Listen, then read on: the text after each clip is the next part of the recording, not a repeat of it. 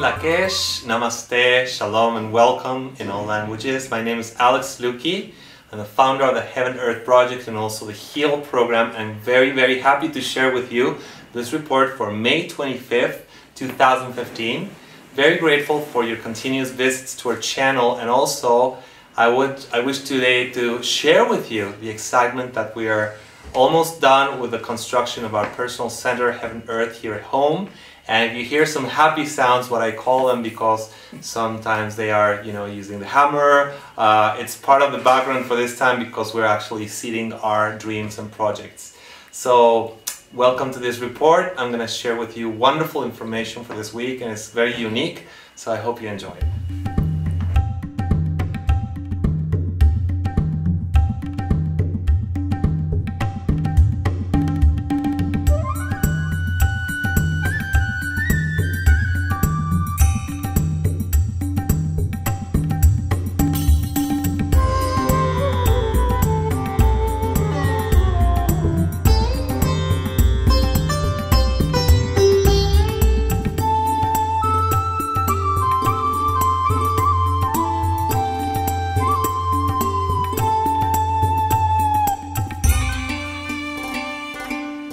So let us start by talking about our focus of the week and also our vision. We have a wonderful Archangel this time, and maybe you haven't heard of him yet, not at least on the top level, which is the vision and the circle, but it's Theruel, and Theruel represents himself as an angel who is working the fields, and he's holding a bunch of seeds in his hand, and these are the seeds of potential. So what's interesting for me is that last week I was talking about awareness of the vision and the inspiration, and this week we are being asked to put the seed on the soil, on the ground. And what is it that you wish to convert from your inspiration into your true potential? This requires a little bit of dedication, of course, understanding what you're aiming at, but also the humility to work with patience, because Theruel is also reminding us that everything in life has its own cycle. So no matter what is the time that you actually planted the seed on the ground, it has its own time to grow.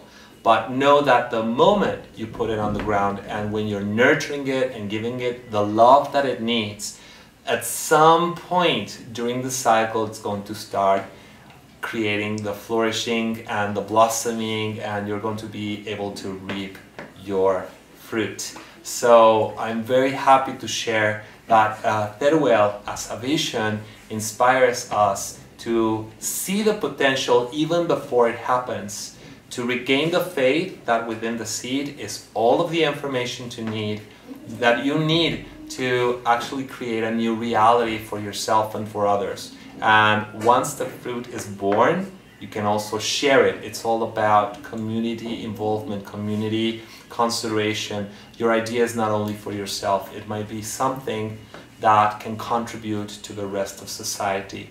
So with Theruel in mind, use the fruit wisely, create the seeds. Those are the happy sounds that I was talking about, and let us see our projects become real very soon. This is my wish for you for this week.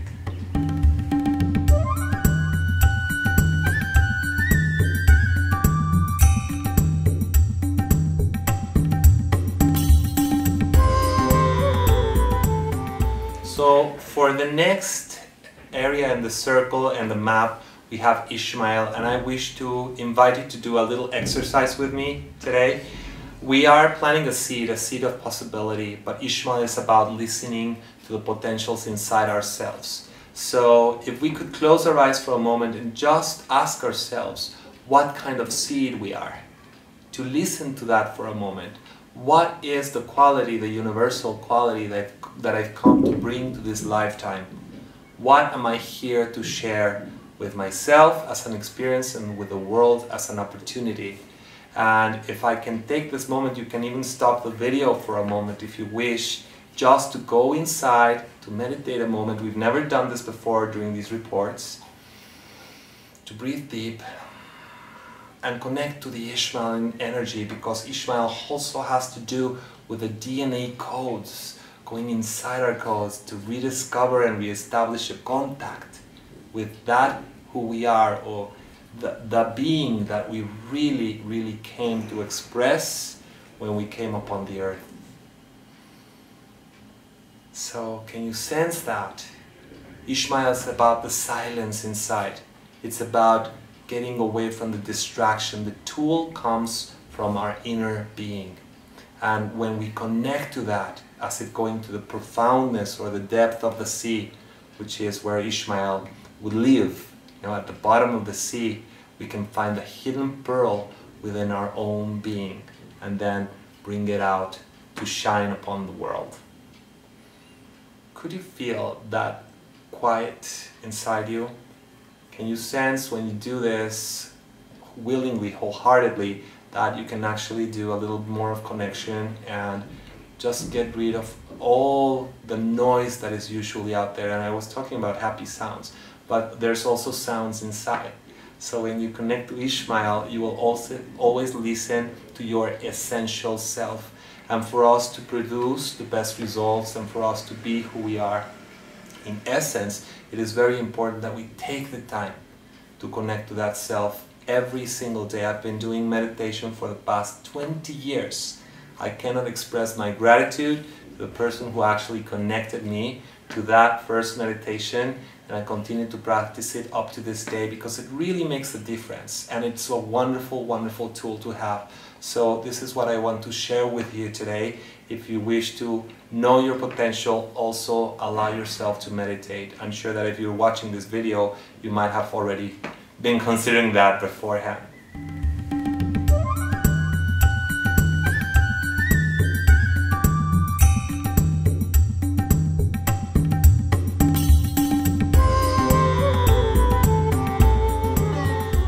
Another one of the seeds that I wish to talk about today is the seed of unconditional love.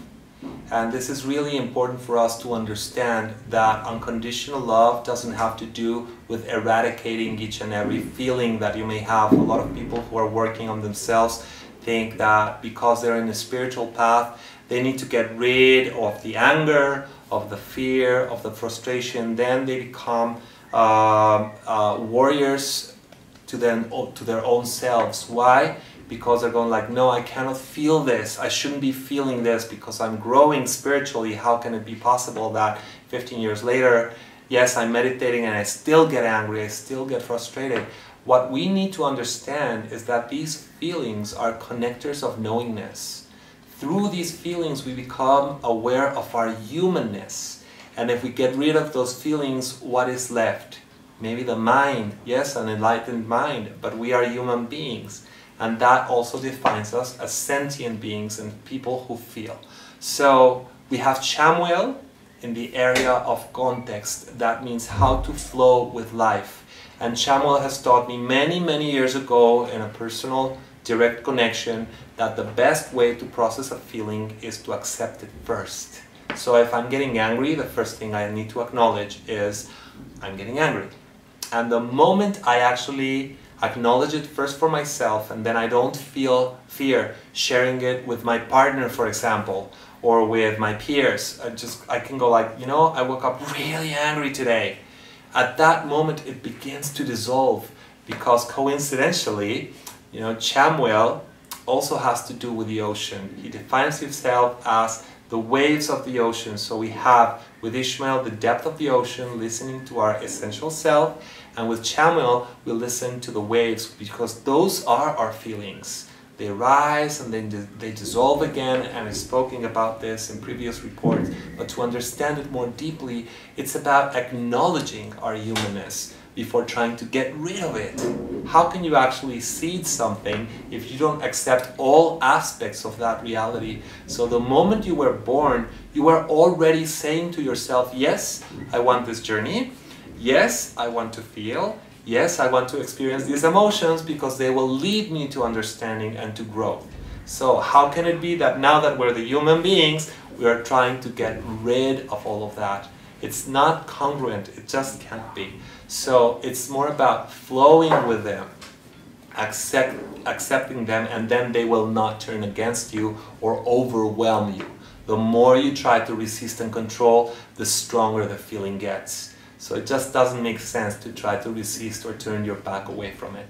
The more you practice this, the more flowing you will become in the rhythm of your feelings. Remember, some people have talked about the existing biorhythm within each of us. So sometimes we'll feel a wonderful high, and then 15 days later we might feel a wonderful low, and they're all teaching us something about life. As long as we are aware of opportunity, no matter what the circumstance, we'll be able to continue flowing with existence and accepting existence and growing within it like a seed.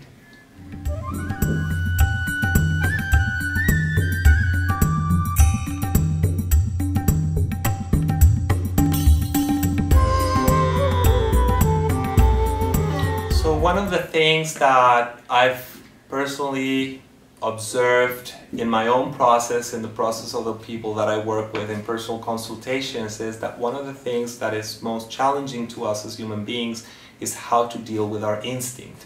Why? Because we associate that instinct to feelings of the need to survive. And for to survive, sometimes when we feel menaced or in danger because of the outside or inner circumstances, we start building walls and we start defending ourselves. And some people defend themselves by fighting back, some people might defend themselves by running away, and some people, like there's animals in nature that actually fake that like they're dead so they won't bother them anymore. And I think we all fall into one of those categories. Why? Because when we're challenged by a certain circumstance that is unknown to us, or in front of which we don't know which tool to implement, instinct needs to work for us and do what it does best to try to produce the best result, whether we judge it as correct or not, whether we think that we actually did something embarrassing or not, or we agreed with the way that we responded or reacted to a certain situation. It's there. So what do you do with an instinct that sometimes gets ahead of your mind wanting to be rational and all correct? Well, you just accept the fact that it's helping you in your process. And Raziel is the master of instinct because it's connected to two very powerful energies. One is the love and the sex, and the other one is the knowingness of the death principle. We know that in this life, things must be born and they also need to be recycled. So as long as we are aware that there is attraction and there's the instinct and there's the sex and there's the passion, but also there's times when we need to let go because things are going to change and or die, then we are more in tune with our inner peace and allow for these forces to operate in our reality in a way that is more substantial but also more organic. I think that as a society, because of all this technology, because we seem so advanced in so many ways, we fail to recognize the instinct because we think it's more of perhaps what we would call the animal kingdom, or just we don't want to connect to that. You know, some people who do the meditation would say, oh, I don't want to connect to the lower chakras. I need to get rid of them, you know, just connect from the heart up. But we are a complete human being, we're a complete body. Maybe you're seeing myself right now from the waist up, but I do have legs.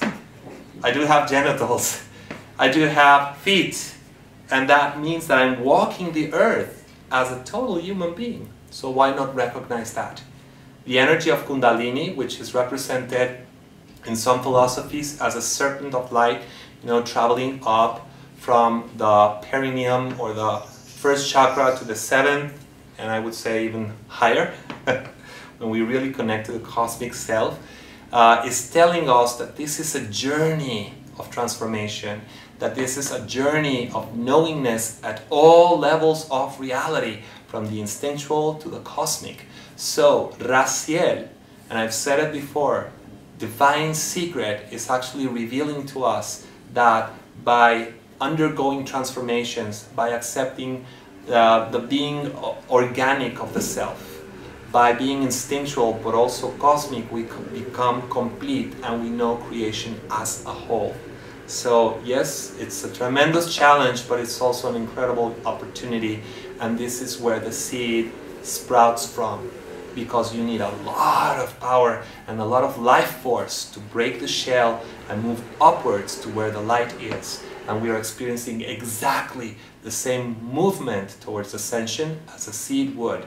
So as little as a seed can be, or as huge as we can seem as human beings to an ant, we are still undergoing the same process of evolution and enlightenment. So this is a very, very powerful report for this week, and I hope you've enjoyed it. Continue to seed the essence of your love, your peace, your truth, your beauty, and your inspiration on this earth, because we all need it.